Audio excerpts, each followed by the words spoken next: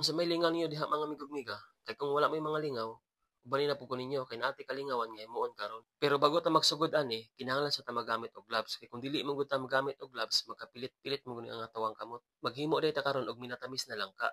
Unya kinahanglan tani og langka, asukal, tubig, bawol, mantika. Kay kining mantika mao ni ang atawang hiugas sa tuwang kamot kay para inikuha na to sa langka dili magkapilit-pilit. Shout out day diha sa nag-sponsor ani nga tuwang langka karon. Dili na lang po nako sila ibutang sa screen kay wala po ko kapanangit sila ha nga himuan din ako ni og content. Kabalo na mo kung si kinsa mo migo og miga, daghang kayong salamat sa paghatag ninyo og langka sa kuha. Pamilyar ba mo ani nga ato ang himuon karon?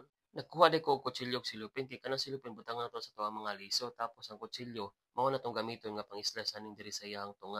Ako po ning gibutangan og mantika ning ako ang kutsilyo nga gigamit kay para dili siya makatagok-tagok. Tapos ikat nimo ng langka into a small pieces. Depende na po na sa imuha kung gusto ka mogamit og kutsilyo. Pero kung komportable ka nga imuhang kamuton, aw, pwede ra gud kaayo. Kay nahuman naman ta og prepare ani nga ang mga kagamitan, aw diri na ta magluto na ta ani. Dili gyud na mawala ang ato ang kawali dira tapos hindihan dayon nato ning gasol. Isag tunga lang ka baso nga tubig nga ako ang gigamit ani. Tapos pag mubukal na siya, butangan na mo ng kasukal. Ikaw na pa'y bahala mag-estimate anak kung sa kadaghanon or unsa katamison ang imuhang ibutang sa asukal. Siyempre, pag human nimo og butang, imuha na siyang imikos-mikos.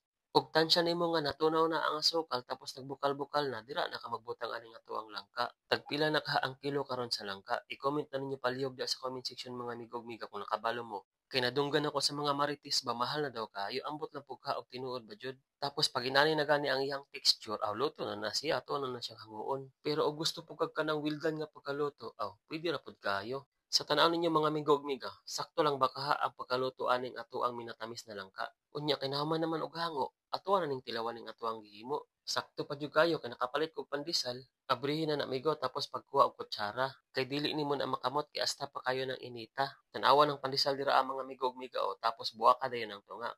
Orbos lote kay diha na to ibutang ning ato ang minatamis na langka ug maghimo bitaw ka og mga inani mga migog-miga. Daghana na lang gyud daan.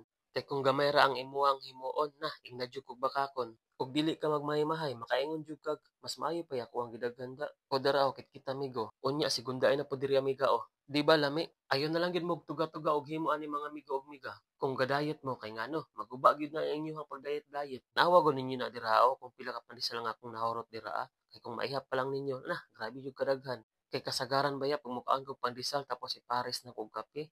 Duha or tulo tapos pinakadaghanan ng upat. Wala pod baya ko nag-expect mga migog-miga nga inani jud ay kalami ining ako ang gihimo nga minatamis na lang ka. Tay sa mga migog-miga atwasan ning inuman og tubig kay murag barado naman kayo ni sa tuang tutonlan oy.